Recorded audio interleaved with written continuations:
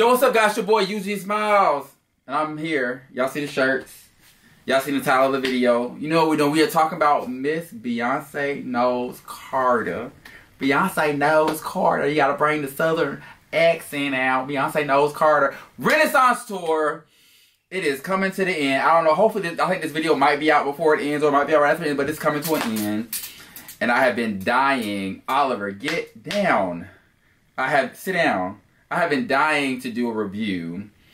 Luckily, I had to get out of my Renaissance withdrawal. Yeah, it's a trance. Yes.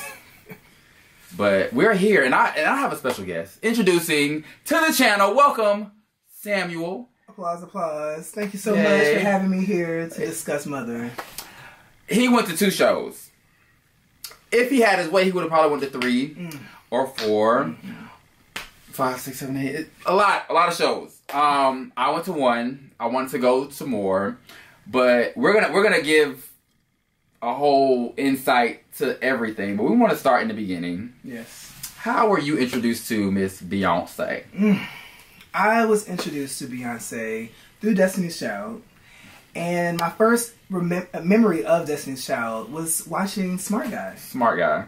And I had heard the music, but it didn't really like stand out to me till I saw them on the show. And then after that, it was just like, I was like the biggest fan. The biggest fan. I, of course, was the music. I just remember him saying no, no, no, no, no. When it's really yes, yes, yes, yes, yes. He was saying, I remember the slow version, and then I remember the fast version came out. Swings. I prefer the slow version, but that was the first thing. I mean, my biggest girl group, I was the biggest fan of like TLC. That's my #1 girl group. Yeah. And Destiny's Child came out. I was like, okay, the girls are cute. You know, they got a little box here and there. And then Writings on the Wall came out. Yeah, it was over. Writings on the Wall came out. Yeah. That is definitely one of my favorite albums of all time. Everybody wrote on the album. Missy produced on the album. They had Next on the album. Right. Latavia sung lead on the song. Hey, Latavia. On the album, like everything. The album was everything. Yeah, like during that time, I remember like almost, this was like 8th grade. It was like that transition, and I was finally figured out how to press like stop record, or like to set the VCR to record whenever they were on TV. And so I just remember like consuming all of Destiny's Child like information through the media. I was buying the magazines, magazines that had the inside with the big posters, the big posters on it. Word Up magazine. Oh my gosh, yes! I was like recording, and I had 1 tape, and it had like all the performances on it. Like it was just, I can't believe it's been over 20 years. And with being fans of Destiny's Child and Beyoncé, have you gone to any of the Destiny's Child tours at all, or just Beyoncé tour? So, you know, I would never say that I came from the household that said we couldn't go to concerts that were not like Christian or gospel.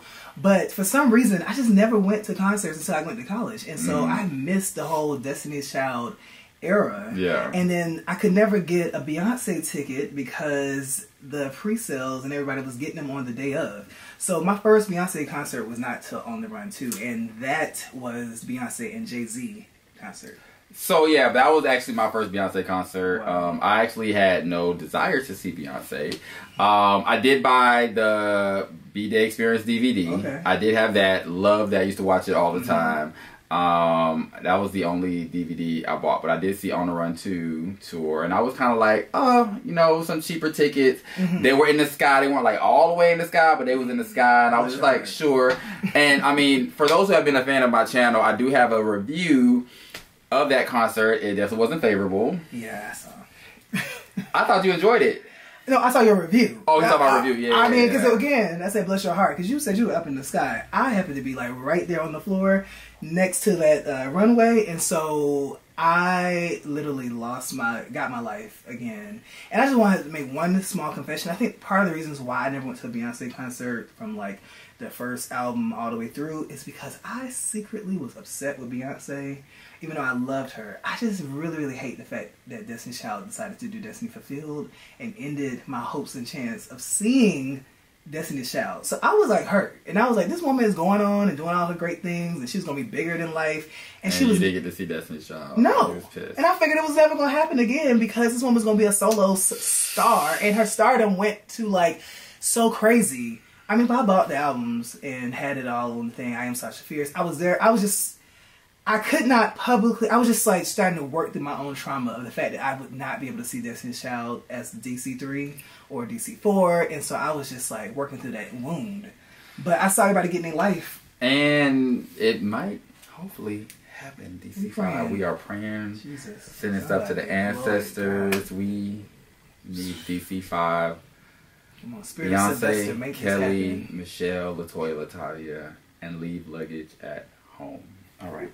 So yeah, I didn't enjoy On the Run 2. I was bored, and I think I was bored because it was a Jay-Z and Beyonce concert. We know Jay-Z is a rapper. He's not a big performer. I seen Jay-Z at Rock the Mic tour back in the day. Right. Jay-Z, 50 Cent. 50 Cent was just like super hot. Missy Elliott, Magoo, Timbaland, rest in peace Magoo, Lil Mo, Fabulous. Right. And he ain't that good of a performer. So I was bored, and I was like, damn, I should have went to Miss Carter World Tour or Formation World Tour. I was like regretting not seeing her solo because I was very disappointed, and I know she's a great performer. And she could not really like. Some people were saying like, oh, she didn't want to like overshine him and stuff like that, or overperform for him. And it was like after Beychella and everything like that as well. But I mean, I'll get to it later when we get to the concert. But I feel like what was the biggest difference was being on the floor. And I'm not going to pay for floor tickets for somebody I don't really care about. So that's why I didn't sit on the floor. Tour. Oh, no, let's get into the album. So Renaissance was announced. Break My Soul comes out. I was actually on set for All the Queen's Men season 2 when Break My Soul came out. And I remember hearing it was like, it's a basic house song. It's I didn't like that they kind of just took the sample and just kind of just played it. I don't like when people sample songs and it's just the song playing. It's the same song. But I remember like listening to it like, oh, I like it. It's cute, whatever, blah, blah, blah. But I didn't really understand like what she was doing until the album dropped. So when I heard the album and I heard Break My Soul within the album, I was like, okay, touche. Well, I did not doubt that Beyonce was going to give me something that was going to be spectacular. I just didn't really have expectations of what it was going to be. And I think what happened to me was that because I had like this, I lived in Chicago for a while, and when I heard the song Break My Soul, I was just like, what in the world? And I had like no idea there was really going to be this resurgence of house like the way it was until the album was actually released, and I was in the bed and listened to the album like 3 times at back to back when it released at midnight. Yeah, I can't remember if I stayed up. I think I might have stayed up, and then I remember going to work, listening to it at work, and was like, I'm playing this album nonstop on repeat. Yep. Over back to back to back. Like, there are very few albums that have done that lately. Renaissance is definitely the album. And I was like, because I have Spotify, so I was like looking at my Spotify charts and stuff. And I was like, this has definitely been probably the most played Beyonce album for me since B-Day. Oh, yeah. Because I needed an upbeat Beyonce. Like, we were tired of Negro spiritual Beyonce. That's what everybody was saying. They tired of Black Power Beyonce. Like, we get it. We want to dance. It was important for the time. It was important for the time, but we like needed some. We want to dance. And this was important for the time because of the fact that we have been in the pandemic, okay, and having all this stuff, and the fact that like the music spoke to the fact that like, okay, we needed to get out. She spoke about Trump. It still kind of had her activism piece in it, okay, but I just like the fact of the transitions. And I remember just like in the bed, and I was like, wait, why am I twerking to this church girl song like this? Because it's an amazing album. I definitely think I ranked it as #1 for her albums. It's just an amazing song, amazing album. Yeah. And when you go to the tour, which we'll get into, the album is just so much more. It just adds so much more. So the tour was announced, And then they did like a pre-sale where you had to like log in, sign in, It's like try to Hunger Games. Yes, Okay. we were literally fighting for our lives online, and we weren't even necessarily fighting against each other. We were fighting against the fucking resellers, because the whole resale thing with Taylor Swift happened, and this shit is still happening. They reselling like crazy. I just remember people selling it was like number 6,000 in line, like on the queue, and I was just like, this. I actually was sad inside. I felt like a little sad puppy with the fact that, like, I was like, oh, my hopes and dreams of seeing Renaissance was just going, because, like, I could not get in those early pre-sales. I remember signing up, and they were like, oh, you're on the list or whatever. Never got the invite to buy a ticket. And I was literally like, okay, I want to go, but if I don't get a ticket, it's okay. I'll watch it on the YouTube. I signed up for Beehive like almost like 10 years ago, and it seems like it just seemed like, okay, I'm like, hey, did y'all lose my email? Because like, is it a random selection? Because on the Run 2, I did actually get it, and I bought them tickets, and you know, it was the most expensive ticket I ever paid for. But I was like, I'm finally gonna make it. And I was there. It was 2018. I was, you know. So let's talk about the tour starting. It's overseas.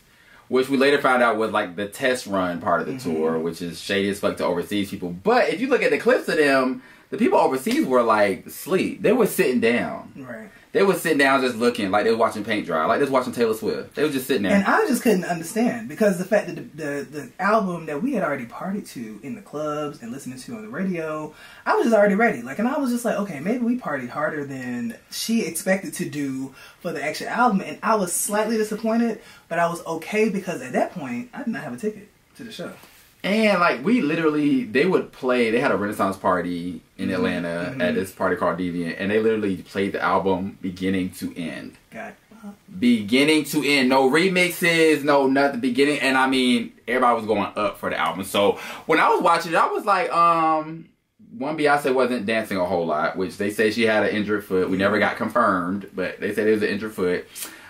She wasn't like going all out dancing. There was a lot of issues with the tour at the beginning.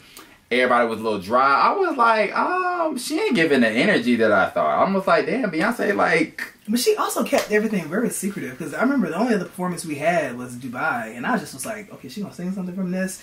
And it was crazy, because I went to Dubai the year before, so seeing her perform in Dubai and knowing how, like, you know, some of the cultural dynamics that they have there, I was like, okay, she's still doing big things, but I was like, she's standing still. I said, we get into this new era of Beyonce where she is no longer... You know, she is now mother of 3. The oldest one is in the double digits. I was like, okay, we're now starting to get this new era of... Yeah, because, you know, your faves get older and they just kind of, you know, Aretha just had to stand there. What you want, Patty? She stand there. Tina Turner, in her older age, was still juking, but, you know, she had to retire. Patty was still rolling the ground now, I will say. She take them shoes off. But she's not the same Patty from the 70s. Yeah, so I thought that's what we were getting. So I was like, yeah, I'm good on seeing that. But then she came over to the States. And we said, oh, bitch, you was resting. You was test running over there in the UK and overseas and everything. Because this is the real tour. Because, one, she's from America. So, and if you don't know, Beyonce is not as big overseas as she is here. Low-key, Kelly Rowland is literally, like, bigger overseas than Beyonce is. But London, I think, kind of gave us the little bit of a glimpse that it was about to change. And then it really was when... a little bit Blue popped up on that stage, when everybody was like, oh, it's turning into a different tour. So when it came overseas and I started to see like the energy change, Blue Ivy come out, the outfit change, and I was just like, I might want to still go to this tour. I mean, I think I want to go. So I'm just looking for tickets and everything. So day of concert. Well, you went to the one in Charlotte. So talk about the Charlotte experience, because the Charlotte experience is definitely different from Atlanta. Yes. So let's talk about every experience is different, every city. But see, the thing was, I tried my best after seeing all those clips and also not really having a ticket to try to control my excitement, because of the fact originally I did not have a ticket. And the only reason why I went to Charlotte was because my dad had bought these tickets and he did not really say where the tickets were. And he just said, I got 4 tickets, because he had the pre-sale. And he said, I'm not going to go. And he actually gives me the ticket a week before the concert. So I'm literally trying to scramble and put it all together, because at this point, everybody's also deciding costumes and outfits and everything like that.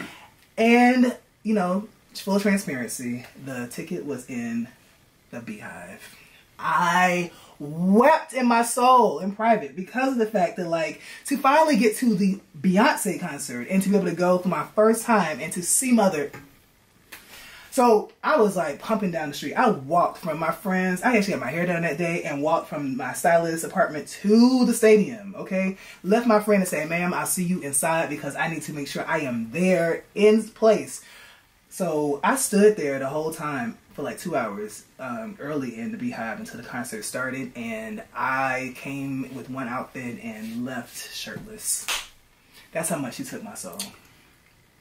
So we bring it to Atlanta. Yes. I was ready by that. I literally was like, I don't know what I want to wear. I ain't really want to buy nothing. And I have all this shit that I've bought. Like, I have a bunch of like Savage Fenty bodysuits and stuff that I've bought and I've never worn. I was like, this might be a good time to wear it. And I was like, oh, I could wear this, throw these shorts on here. Like, I'll put the pictures up. But I was like, oh, this is it. This is going to work. So we go to a friend's house. We're all joined up. We're all walking down the street looking like parade village people. I don't even know because y'all see what I got on. You see, he had a kilt on for that show. Right. I wore a whole kilt. Some more of our friends had on like shirtless, church, huge fucking hats. Oh my god! Sparkling cowboy boots, platform booty shorts. Shoes. It was. If I can find a picture of something, I'll post it. But it was. We're walking down Atlanta, so I mean, it's Atlanta. And the people were honking their horns at us. Honking their horns. And that's when I knew that it was about to be a special night. Because honking their horns. I mean, everybody was so excited. It almost felt like New Year's, and people were just there. And so I knew the show was going to be lit because of the fact that we were going to be in Black Atlanta. And even though Charlotte was very black, it was kind of mixed because it was very country and stuff like that too. And the people don't really like be out and have it to be able to dance. But the 3-night revival in Atlanta at the Mercedes-Benz, like it was really easy to get in. We were on the floor, like right here. He got the ticket. It was like literally our 2 seats and the little barrier for the stage, the side part of the stage. No blockage. I mean, people were like getting pictures with us, like we were celebrities. This one white lady's like, y'all know Beyonce?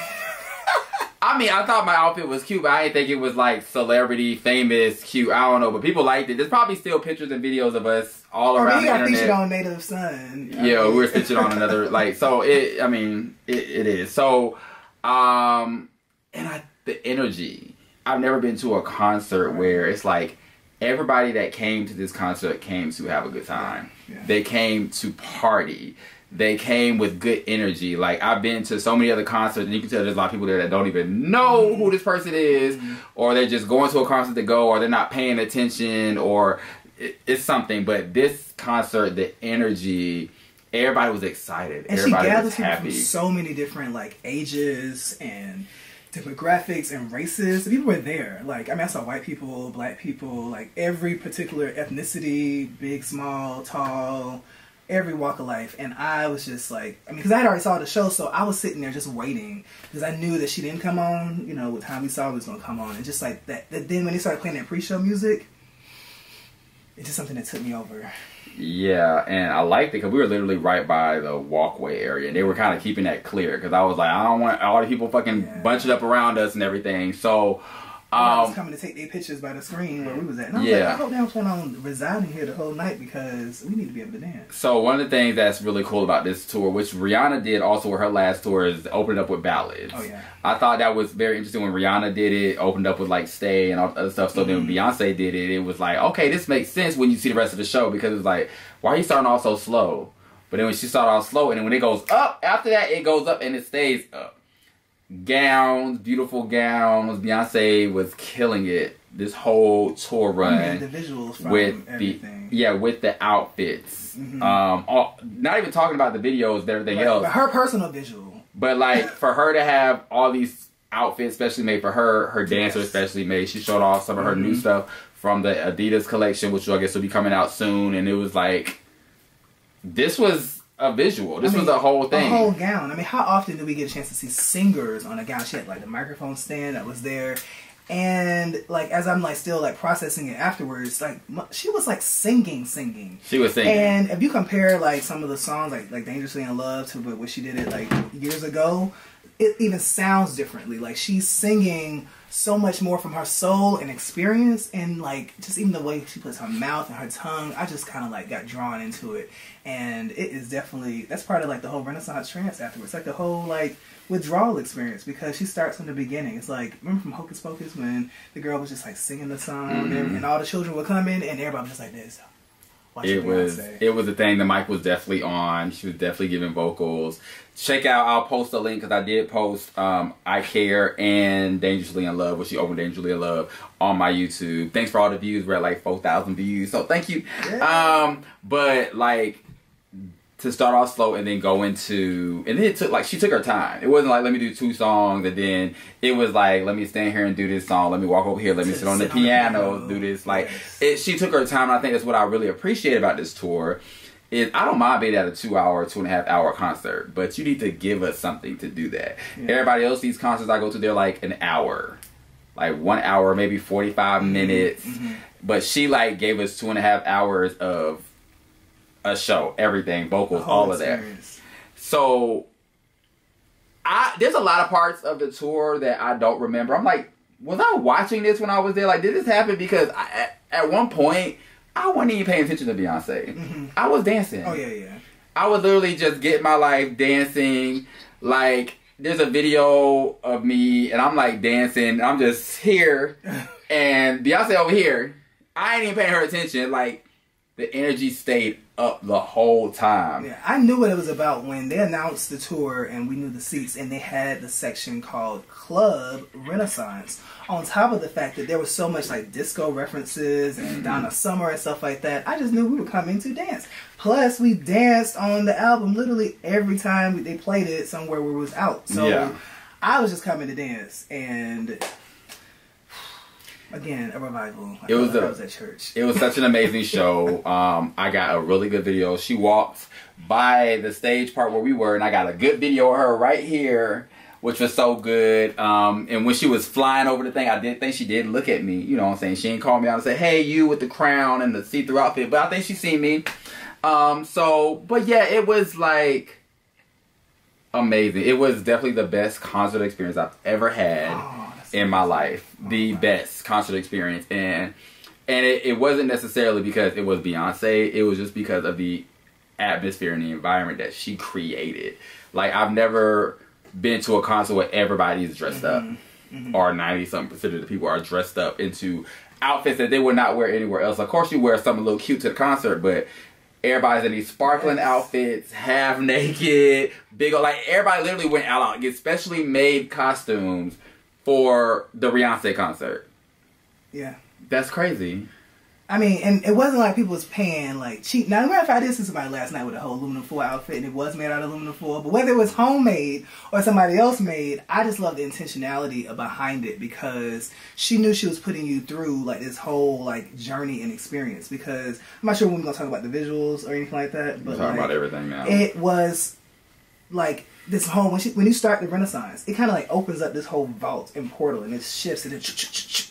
And you feel like you're going into outer space. Like, I felt like I was like in the middle of like a Star Wars type of experience, like a whole nother galaxy, to the point where I was in B World. And I still like have dreams about it. Like, cause when we say like, oh, take me back to Renaissance, it wasn't just like to the concert. It was like literally to the entire experience, like to the entire world. Yeah, it was such a great experience. Like, even if the show would have kept going for another 2 hours, it would have still been like lit. Like, cause she still got more songs. She could have did some shit off of B-Day and added it in there and like extended the tour for another, hour or so. But it was so good.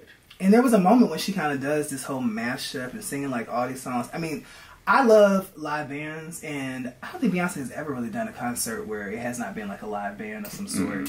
And like the musicians and the background singers. I mean, when Pure Gold? Pure Honey came out and they sang that Diana Ross Love Hangover.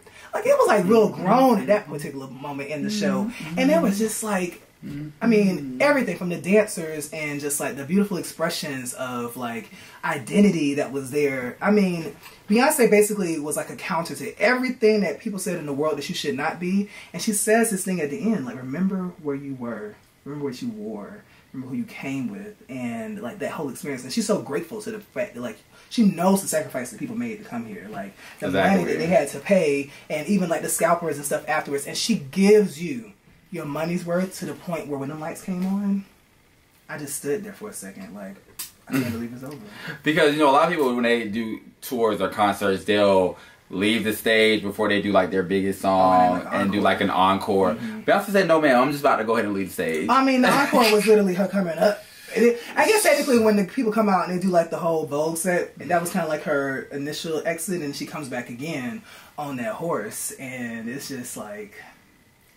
It was an amazing experience. So when it was over, everybody I knew that went was like, I'm looking for more tickets. I need to find tickets to go to another show. I need to go to another show. Like, everyone. And that is true to like almost every city. That everyone. We're looking at tickets to the show. We're looking at flights. So we're looking to see, like, if I drive here, how long would it... Like, it's kind of ridiculous. And I don't know what kind of crack she put in this tour or this album. Because I would say this album has to have crack in it. Because they said once you try crack, like, you get stuck. And I kept that album on repeat. Kept it on repeat. Kept it on repeat. And I literally wish I could repeat my experience at this concert. So what are we going to do? It's going to be over, I think, on the 2nd. I know. Kansas gets the last, at least this version of it. I mean... I can imagine if she does another leg of this tour and it really goes international, like, it's going to be a whole South America, because she's apparently supposed to go to South America, which, you know, she's already got the highest grossing tour for a woman, period. Not black woman, woman, period. So she goes to South America, it's like, more money. And no shade to nobody else of who else might be touring this summer or did tour this summer and had all great things happening for them. But, like, again, Beyonce has this soul about her. And she connects with the people. It's literally, like, because Taylor Swift is also the big artist that's touring. And she's, you know, sold a lot of tickets, this, that, and the third. But, like, nobody's talking about Taylor Swift's concert like people are talking about Beyonce concert. Nobody's getting dressed. Right. To go to Taylor Swift concert. The real dressing. And then Taylor Swift ain't got no child. Because we literally have grown up and seen from teenage Beyonce to now grown woman Beyonce. She celebrates her birthday throughout this tour. And on top of the fact that, like, she now presents. I mean, she was on stage and revealed the fact she was pregnant, okay? And now we see Little Miss Blue, who I was just like, who is this child? And the videos beforehand did not do justice. Because at some point I just said, again, I was like, okay, I can't watch this because I need to actually experience it. When I saw her come out there and saw that she did like a whole dance number, and when little sister came down and started walking, and she had her little gyrating and stuff, I said, It definitely is. We gonna be alright? It definitely is the best tour of the year, absolutely. Best tour I've ever been to in life. Probably one of the best tours. Hands across the board. Probably one of the best tours of all time. You know, and the tour kind of felt like a goodbye tour, which I doubt it will be. It might be goodbye for a couple years after she finished. But, like, if I never see her again, I'm okay. It was like 5 years. And I don't know if it was 5 years because of the pandemic. But I can't believe. I mean, she might just be like, and she flew away. And that's it. Like, 10 out of 10. Amazing concert experience. So yes, she had amazing merch, which this is the first Beyonce shirt I have, which I got off of Amazon. I actually bought this at the show. I got there in time early to just... Yeah, I didn't want to stand in line, which I was so mad because I found out they had Atlanta shirts, and my friend couldn't get it on Monday, so yeah. But great tour. Hope to have that experience again. Don't know if it'll ever happen because, like, it was out of this world amazing tour. Like, can she really top that? Only thing that could top it for me is the Destiny's Child tour. Right. So we'll see if that happens. Hopefully it happens. And who knows what's going to happen with Sir and Rumi. You know, we still forget she got 2 other people in the back in the cave. We're not talking about that. Beyonce, they literally may start tumbling on the stage. I mean, who knows? So yeah, did you guys see the tour? What was your city that you seen? It was your favorite part. What was your favorite part of the tour? You said definitely between Pure Honey, and then also I love Heated. Again, Heated. It's 10s across the board. Heated, and the mute challenge. We won the mute challenge, and apparently Houston also won. Whatever. Atlanta changed the game for the tour. We won a mute challenge. She gagged a little bit. She said we won. You know. I mean, from where I was standing, both times, it felt like we won. I mean, Charlotte, apparently, I saw a video from somebody else who was sitting up at the top. Somebody was just like, did not follow the directions. But down where we were at, because I was not expecting it to go up the way it did after, like, big energy. I mean, literally, I'm recording and jumping, throwing. Yeah. Make sure y'all like, share, subscribe. Put your favorite part of the concert in. Oliver, you just doing the most. He wanted to go to the tour, I guess, too. Right. And we will see you guys next time. Say bye. Bye, y'all.